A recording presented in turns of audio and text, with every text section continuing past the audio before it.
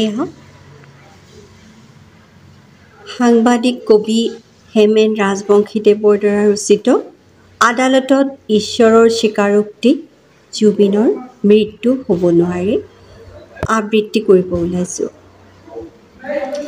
এদিন আকাশ চুবলৈ তুমি জখলা বগাইছিলা। কোনোবাই কৈছিল জুবিন বলিয়া হ'ল, কিন্তু নহয়। তোমাৰ গানত, তোমাৰ খেয়ালি মনত, তোমাৰ হেজাৰটা মানৱীয় কামত বলিয়া হ'লো মই। বলিয়া হ'ল সি, বলিয়া হ'ল তাই, আৰু বলিয়া হ'ল সিহঁত। ভূপেন ককাইদেউৰ দৰে তুমিওতো সমূহৰ বাবে নিজক পাহৰিলা। গালা হেজাৰটা গান মোৰ কলিজাত, তাৰ সিহঁতৰ তেজত তোমাৰ গানৰেই প্ৰাণোচ্ছল হোৱা। শিল্পী যে তুমি, আনৰ বুকুৰ গীটাৰত তোমাৰ সুৰৰ কঁপনি। শিল্পী যে তুমি, সেইবাবে পৰৰ বাবে নিজক পাহৰণি। কিনো কৰিবা, শিল্পী যে তুমি, গানতেই তোমাৰ অস্থিৰতাৰ স্থিৰতা, আৰু গানতেই তোমাৰ অসুখৰ সুখ। তুমি গলাগৈ মনে বিচৰাৰ দৰে সাগৰৰ তলিত তুমি শুলাগৈ। দোষ দিম কাক, কাৰ বিৰুদ্ধেনো দিম তোমাৰ অকাল মৃত্যুৰ গোচৰ? FIR ভগৱানৰ বিৰুদ্ধে, ফাষ্ট ট্ৰেক আদালতত বিচাৰ হ'ব। ওকালতি কৰিব 3 কোটি তোমাৰ প্ৰেমিক অসমীয়া। জুবিনৰ মৃত্যুত গোচৰত হাৰি যাব ভগৱান, হাৰি যাব আল্লাহ, অথবা হাৰি যাব গড। আদালতত ঈশ্বৰ হ'ব জবাবদিহি।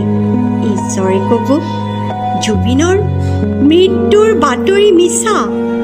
অসমৰ ঘৰে ঘৰে, অসমীয়াৰ বুকুৱে বুকুৱে আছে কেৱল জুবিন চঞ্চল নিচা। আদালতত ঈশ্বৰে ক'ব জুবিনৰ মৃত্যু হ'ব নোৱাৰে। অসমীয়াই মৰিবলৈ নিদিয়ে জুবিনক। আদালতত ঈশ্বৰে আকৌ ক'ব মোৰ ভুল হ'ল মহামহিম, ছিংগাপুৰীয়া নহয়, জুবিনৰ শেষ উশাহটো হ'ব লাগিছিল অসমীয়া।